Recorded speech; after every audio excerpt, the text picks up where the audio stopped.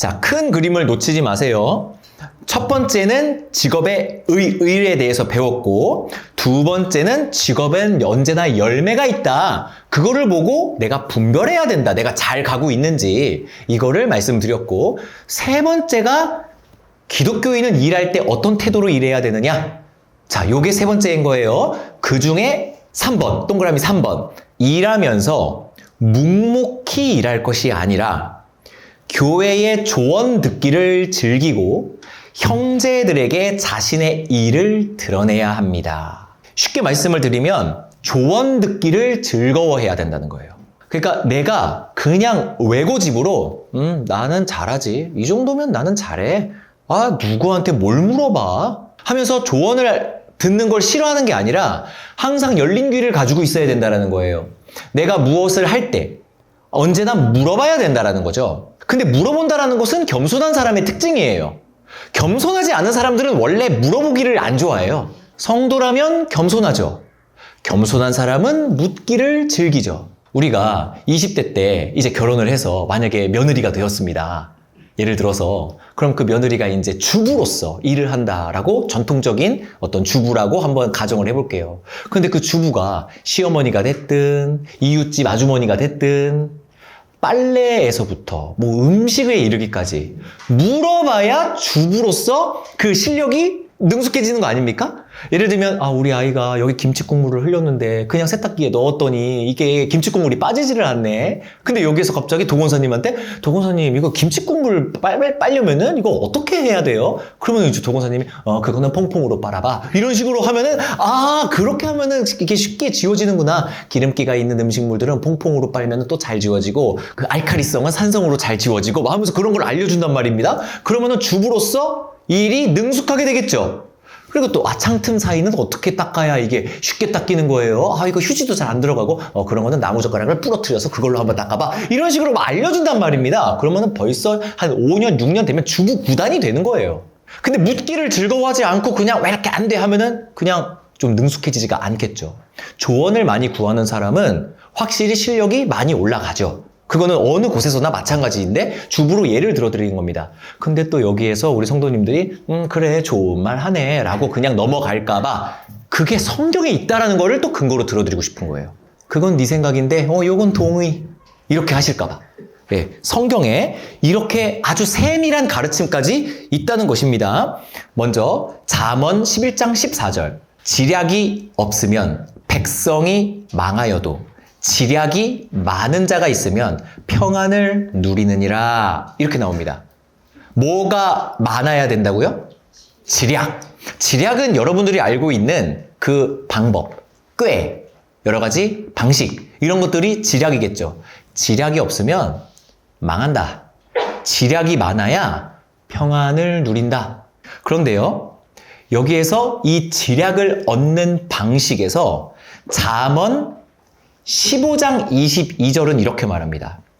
의논이 없으면 경영이 파하고 지략이 많으면 경영이 이루어지느니라 이렇게 나오거든요. 근데 이게 의논이 없으면이 먼저 나오면 뒤에 그럼 의논이 있으면 이렇게 말해야 되는 거잖아요. 그게 지금 지략으로 바뀌어서 나온 거예요. 이게 무슨 말이냐 하면 지략은 의논을 통해서 얻을 수 있는 것을 여기에서 보여주고 있는 거예요. 지략이 없으면 망해요. 근데 그 지략은 무엇으로 얻느냐? 의논으로 얻어진다는 거죠. 의논. 사람들에게 묻기를 즐거워하고 야, 내가 이런 고민이 있는데 너는 어떻게 생각해? 집사님은 어떻게 생각하세요? 목사님은 어떻게 생각하세요? 이런 것들 지략 얻기를 즐거워해야 된다는 거예요. 혼자 골방에 앉아가지고 내 방법이 맞아. 이렇게 말하는 건 성경에서 뭐라고 말하느냐? 잠언 12장 15절. 미련한 자는 자기 행위를 바른 줄로 여기지만 지혜로운 자는 권고를 듣느니라. 이렇게 나옵니다. 지혜로운 자는 조언을 듣고 그것을 받아들인대요. 그러니까 지략이 많아지겠죠. 그런데 그것의 반대로 미련한 자는 자기 행위를 바른 줄로 여긴대요. 난 잘하고 있어. 나 정도면 똑똑하지. 이렇게 여긴다는 거예요. 이게 성경에 그대로 나옵니다.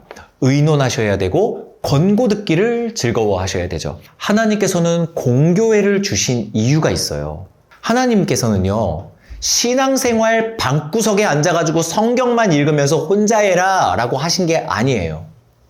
하나님께서는 모이기에 힘쓰고 공교회를 인정하도록 우리에게 가르쳐 주셨어요. 그래서 우리 사도신경에서 뭐라고 우리가 선포를 하나요?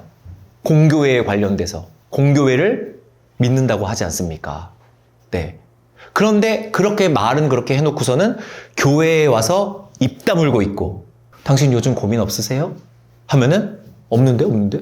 이러고 아무것도 모르는 어리석은 자라고 성경에선 말하고 있는 것입니다.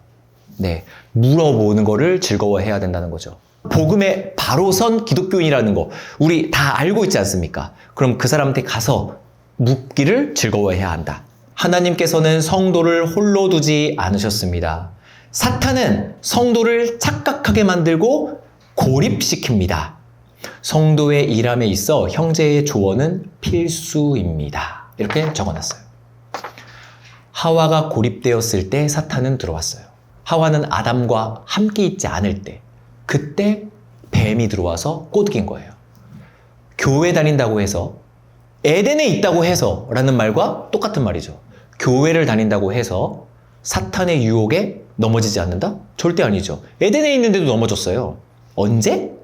고립돼 있을 때. 나 잘났다고 혼자서 고고하게 앉아 있을 때. 그때 걸려 넘어지는 겁니다. 미련한 자입니다. 자기 행위를 바른 줄로 여깁니다. 하지만 지혜로운 자는 권고를 듣습니다. 직업에서 벌어지는 일이 성도 간의 대화 중에 주요 소재가 돼야 돼요. 한 주 동안 내가 어떤 일을 하는지 우리 성도들은 다 안다고 가정해야 하겠죠? 내가 주부인지, 아니면은 내가 어떤 직장을 다니는지, 어떤 월화수목 금요일을 사는지 성도들은 기본적으로 다 안다고 가정을 해야 되지 않겠습니까? 성도들은 가족이래요. 근데 가족끼리 뭐 하는지를 모르면 이거 문제가 있는 거 아닙니까? 그래서 제가 예전에 직업을 묻는 심리 뭐 이런 강의에서도 당신은 한 주 동안 어떤 일을 하세요? 어떤 일을 하시는 분이세요? 하면은 되게 무례하시네. 왜 그런 걸 묻고 그래? 하면서 아주 냉랭하게 말하는 건 그거는 잘못된 사고관이다. 이렇게 말씀드린 적이 있죠. 그러면은 이제 전체적으로 뭘 하고 사는지 기본적으로 알고 있다면 내가 한 주 동안 어떤 일을 하고 있는지를 드러내야 된다는 거예요. 그러면서 나 요번 주에 일을 하는데 이런 일이 있었어. 근데 내가 하나님께 너무 감사했어. 하면서 그런 일들이 소재가 되어야 된다는 것이죠. 그리고 또 내가 이럴 때 어떻게 해야 하나님께 영광을 더 돌릴 수 있을까? 내가 어떻게 해야 그 순간 더 지혜로울 수 있었을까? 이거를 나눠보는 거예요. 4번입니다. 열심히 일하면서 하나님께서 주신 일과 일상과 시간을 즐기는 태도도 일하는 데 있어서 매우 중요합니다. 이렇게 적었어요. 열심히 일할 때 즐거워하는 태도가 굉장히 중요해요. 읽어보겠습니다. 일과 그에 따른 보상, 즉 돈에 관하여 매우 율법적이고 경직된 신자들이 있습니다. 모든 것을 하나님의 영광을 위해 하라는 말에만 꽂혀 있는 나머지 개인적인 기쁨이나 개인적인 축하, 유희들을 경시 여기는 사람들이 있습니다. 하지만 결과를 통해 원인을 판단할 수 있도록 질서를 세우신 하나님이라는 말 기억하시죠? 이런 왜곡되고 편협한 성경 지식은 늘 안 좋은 결과를 초래합니다. 성도에게 있어서 직업은 소명이고 전도와 예배의 장이지만 결코 우리의 즐거움 또한 배제되어서는 안 됩니다. 즐겁게 일하고 그 일한 결과를 누리는 자세가 중요하다는 거예요. 경직된 신자들은 노는 걸 죄로 여겨요. 절대 아니에요. 이상한 청렴신학들 있지 않습니까? 어떻게든 즐기면 그건 죄라고 여기고 이런 것들 절대 아니라는 겁니다. 그것도 역시 근거가 있어? 예, 있으니까 가져왔죠. 예, 그래서 전도서 9장 7절부터 10절입니다. 자, 성경엔 이런 구절도 있어요. 한번 읽어보겠습니다. 너는 가서 기쁨으로 너의 음식물을 먹고 즐거운 마음으로 네 포도주를 마실지어다. 자, 여기서요. 네 음식물과 네 포도주를 마셔라. 이게요, 내 일의 결과를 내가 누리라는 거예요. 얹혀 살지 말라라는 거죠. 이거는 제 말이 아닙니다. 사도들도 그렇게 말했었죠. 얹혀 살지 말라는 거예요. 너의 음식을 네가 벌어서 네가 즐겁게 먹어라. 너의 포도주를 네가 즐겁게 마셔라. 어떻게 마셔라? 기쁨으로, 즐거운 마음으로 마셔라. 너의 소산을 마셔라. 이는 하나님이 네가 하는 일들을 벌써 기쁘게 받으셨다. 예, 하나님께서는 당신의 예배를 이미 받았습니다. 이렇게 말하고 있고요. 또 너의 의복을 항상 희게 하며 내 머리에 향기름을 그치지 아니하도록 해라. 이건요, 깔끔하게 좀 다니라는 거예요. 청렴신학에 빠져있는 왜곡된 성도들은 몰골이 어떤가요? 꾀죄죄하죠. 네, 이발도 잘 안 해요. 왜냐면 돈 아껴야 된다고. 네, 옷도 맨날 후줄근하게 다닙니다. 왜? 나는 10,000원짜리 이상은 사본 적이 없다고 자랑처럼 얘기해요. 이상한 청렴신학이죠. 그렇게 하면서 하나님께서만이 나의 기쁨입니다. 하나님만이 나의 소망과 즐거움이시지. 왜 옷을 사? 왜 머리에 기름을 발라? 뭐하러 이발을 해? 이런 식의 생각이 조금 있단 말입니다. 청렴신학자들에게 있어서. 근데 아니라는 거예요. 너의 의복 항상 빨아 입어라. 깨끗하게 입어라. 너의 머리에 향기 나는 기름을 그치지 아니하도록 해라. 깔끔하고 깨끗하고 단정하게 그렇게 다니라는 거예요. 다음요. 네 헛된 평생의 모든 날, 우리 살아있는 인생을 얘기하는 거죠. 네 헛된 평생의 모든 날, 곧 하나님이 해 아래에서 내게 주신 모든 헛된 날에 네가 사랑하는 아내와 함께 즐겁게 살아라. 예, 가족과 즐겁게 살으래요. 그것이 네가 평생의 해 아래에서 수고하고 얻은 너의 몫이다. 하나님이 그걸 허락하셨다. 즐겁게 네가 일한 것을 누려라. 그 다음, 네 손이 일을 얻는 대로 힘을 다하여 일해라. 원래 청렴신학에 약간 물든 성도들은 일하는 것을 싫어합니다. 일을 안 해도 되는 이유가 돈이 없어도 된다고 생각하기 때문에. 그런 것들을 여기에서는 완전히 틀린 생각이라고 말하고 있어요. 네가 일을 얻는 대로 힘 다하여 해라. 네가 장차 들어갈 수올에는 일도 없고 계획도 없고 지식도 없고 지혜도 없음이라. 이거는 죽은 다음에는 일할 것도 없다. 뭐 이런 식의 그 이야기거든요. 여기서의 스올은 지옥이 아니라 죽음 이후를 의미하는 말이라고 나오더라고요. 자, 다시 한번 이제 정리하겠습니다. 왜곡된 신앙을 교정하는 지금 순서인데, 자, 큰 그림. 성도라면 이 일을 어떤 마인드로 해야 한다? 즐거움을 추구해야 된다는 거예요. 이 일을 소명이라는 것에만 꽂혀서 중노동을 하는 것처럼 생각하지 마시고 즐겁게 일을 하고 그 일의 소산, 오늘날엔 돈이죠. 근데 가정주부는 또 돈만은 아니지 않습니까? 예, 돈이라고 한번 해볼게요. 그것을 너의 음식과 너의 포도주라고 성경은 얘기하고 있고, 그것을 기쁨과 즐거움으로 즐기고 누리고 너의 하나밖에 없는 그 아내와 함께, 여기서 여자는 남편이고 또 가족이 될 수 있겠죠. 그들과 함께 일평생을 즐겁게 누려라. 이미 너의 예배를 하나님은 받으셨다. 이것이 너에게 주는 하나님의 선물이다. 네, 이렇게 해서 마지막 4번까지 성도의 일하는 자세, 이렇게 말씀을 드렸습니다. 네 번째에는 성도가 직업을 가져야 하는 이유에 대해서 알려드립니다. 성도가 직업을 가져야 하는 이유. 자, 먼저 1번. 일하지 않는 자는 먹지도 말라 라는 말이 성경에 있죠. 저는 어릴 때부터 엄마가 이 소리로 저를 협박해가지고 아주 귀에 못이 박혔어요. 야, 일하지 않는 자는 먹지도 말라고 했어 하면서 저한테 성실하게 공부하라는 것을 엄마는 저에게 그렇게 종용했어요. 이 의미가 그럼 어디 나오느냐? 뭐냐? 데살로니가 후서에 나오거든요. 여러분, 요즘은 돈이 많다면 일하지 않아도 된다라는 마귀적 사상이 지배하는 현대예요. 지난번에 말씀을 드렸죠. 돈만 넘쳐나면 심지어는 공부도 안 하고 학교도 안 다니고 일은 당연히 안 한다라는 그런 마인드죠. 먹고 사는 문제에만 직업을 국한한다라는 말입니다. 그런데 절대 그렇지 않습니다.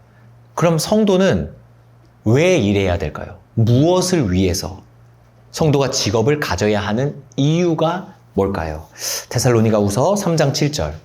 어떻게 우리를 본받아야 할지를 너희가 스스로 아나니 우리가 너희 가운데에서 무질서하게 행하지 아니하며 누구에서든지 음식을 값없이 먹지 않고 오직 수고하고 애써 주야로 일하는 것은 너희 아무에게도 배를 끼치지 아니하려 함이다.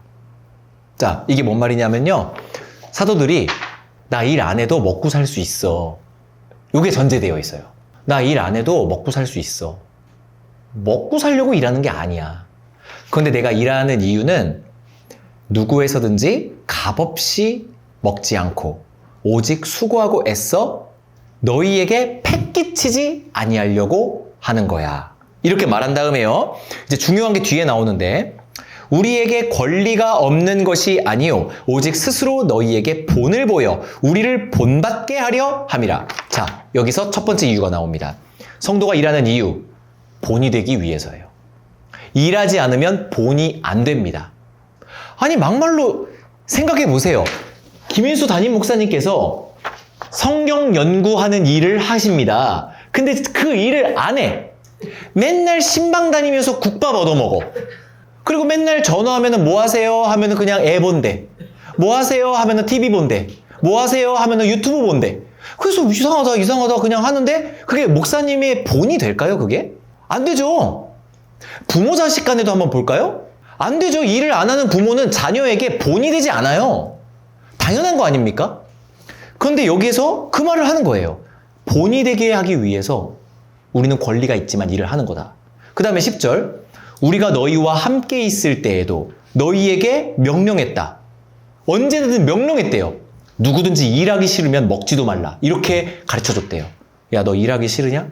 예, 일하기 싫은데요. 저 집에 가면은 먹을 거 많아가지고 어차피 일 안 해도 밥은 먹고 사는데요. 일하기 싫으냐? 그럼 먹지도 마. 라고 했대요. 11절. 우리가 들은즉 너희 가운데 게으르게 행하여 도무지 일하지 아니하고 일을 만들기만 하는 자들이 있다 하니, 일을 만들기만 한다는 건 지난번에 말씀드렸죠. 계속 약속만 잡는다는 거예요. 네, 약속만 잡아요. 야, 우리 산에 갈래? 야, 아니면 우리 들에 갈래? 하면서 계속 약속만 잡죠. 하니 12절. 이런 자들에게 우리가 명령하고 주 예수 그리스도 안에서 권하기를 조용히 일하여서 네 음식을 네가 일해서 먹어라. 정답. 본이 안 된다. 그럼 그리스도인은 왜 일을 해야 됩니까? 돈 때문입니까? 건강을 위해서입니까? 뭐 정신건강 같은 거. 일을 해야 내가 좀 더 활기찬 삶을 살기 위해서입니까? 본이 안 돼. 본이 안 되면 전도도 안 돼. 본이 안 되면 너의 삶을 보고 하나님을 섬기고 싶어 하지도 않아. 아무것도 안 돼. 본이 안 되는데 얘한테 뭘 물어보고 싶겠어? 일하지 않으면 본이 안 돼. 그래서 우리는 일하지 않아도 먹고 살 권리가 있거든? 그런데 일을 하는 거야. 일하기 싫어? 그럼 먹지도 마. 먹지 않으면 인간은 죽습니다. 일하지 않으면 죽어라. 이 말이에요. 본이 안 되면 전도가 안 되니까. 오히려 하나님의 얼굴에 먹칠만 되니까. 열심히 살지 않으면요, 하나님 얼굴에 먹칠을 하는 사람이 되어버립니다. 열심히 사는 인생한테 뭔가 밥을 얻어먹고 싶기도 하고 조언을 구하고 싶기도 하고 형, 누나, 언니 하면서 따라가고 싶기도 하고, 열심히 사는 인생 앞에 우리가 리스펙트를, 존중을 보여지는 건 당연한 이치죠. 성경에서도 이거를 엄격하게 말을 하고 있습니다. 그럼요, 사람의 자연스러운 감정은 어디로 향하나요? 그렇게 열심히 사는 인생과 극단적으로 게으른 인생 앞에서 누구에게 우리는 조언을 구하고 싶고, 누구와 친하게 지내고 싶고, 누구에게 성경이 궁금할 때 물어보고 싶은가요? 그리고 이거는 성경을 떠나서 우리의 양심상 당연히 전자죠. 당연히 열심히 일하는 사람과 친하게 지내고 싶고 그분이 더 리스펙트 되는 거죠. 일하지 않는 성도는요, 사람들의 눈에 전도의 자격을 받지 못해요. 전도자로서 자격을 얻지를 못해요, 일하지 않으면.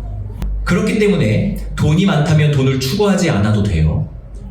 사람에게 주신 가정, 교회, 나라를 더 충만케 하기 위해서 일을 해야 된다고 아까 첫 번째 챕터에서 말씀드렸죠. 충만케 하기 위해서. 그 관점에서 일을 해야 된다는 거예요. 두 번째가 성도가 직업을 가져야 하는 이유가 뭐냐? 성경이 그것을 원하기 때문이다. 이걸로 마무리를 합니다. 제가 성경이 그걸 원해요. 일하라는 걸. 할 말 없지 않습니까? 이래서 일해야 됩니다. 그런데 나는 예외야 하고 빠져나가? 아니야. 이래서 일해야 돼. 근데 나는 예외야. 빠져나가. 그래서 제가 막다른 길 하나를 놓은 거예요. 성경이 그거를 원해. 그럼 뭐 어떻게 빠져나갈 거예요? 성도가 읽는 잠언들을 보면 게으른 자여 개미에게로 가서 그가 하는 것을 보고 지혜를 얻어라. 개미는 두령도 없고 감독자도 없고 통치자도 없는데 먹을 것을 여름 동안에 예비하여 추수 때에 양식을 모으느니라.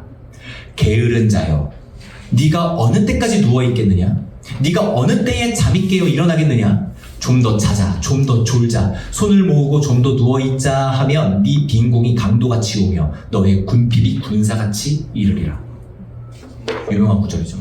이걸 통해 이솝이라는 아저씨가 개미와 배짱이라는 우화를 썼습니다. 개미가 열심히 일할 때 배짱이는 놀고 있죠. 노래만 부릅니다. 그래서 겨울이 왔습니다. 개미는 준비한 것으로 따뜻한 겨울을 보내요. 근데 그게 확실히 기독교적 가치관이 있는 것이 인과응보가 아니에요. 여기서 배짱이가 만약에 심판을 받아야 되는 인과응보적 발상이라면 나는 여름에 놀고 먹어서 나는 너무 추워 하면서 개미야 나 좀 살려줘, 나 너무 추워, 난 먹을 게 없어 라고 했을 때 개미가 야 저리 가, 나는 너처럼 놀지 않았거든 하면서 내쫓아야 인과응보 아닙니까? 그런데 받아줘요 이 배짱이를. 그래서 올겨울에 우리 집에서 편안하게 같이 지내자 하면서 받아주죠. 이게 기독교적 세계관이에요. 그쵸? 아무튼 이거를 모티프로 개미와 배짱이의 이야기도 어린 시절에 다 읽어봅니다. 네. 또 잠언에 손을 게을리 놀리는 자는 가난하게 되고 손이 부지런한 자는 부유하게 된다. 또 부지런한 자의 손은 사람을 다스리게 된다. 게으른 자는 불임받는다. 이렇게 나오고요. 또 게으른 자는 마음으로 원하여도 얻지 못하지만 부지런한 자의 마음은 풍족함을 얻는다. 그쵸? 또 모든 수고에는 이익이 있고 입술의 말은 궁핍을 이룰 뿐이다. 말만 짓거리고 일하지 않으면 걔는 거지가 된다. 이 뜻이 되는 거죠. 그 정도로 하나님께서는 잠언에서 이 삶의 지혜에서 성도들에게 게으르지 말아라 라고 계속 권고하고 계세요. 예수님께서도 우리에게 여러 가지 비유로 말씀해 주실 때 작은 것에 충성된 종, 이것을 비유로 그들에게 큰 것을 맡긴다 라고 성실한 자를 높이 세워주셨고요.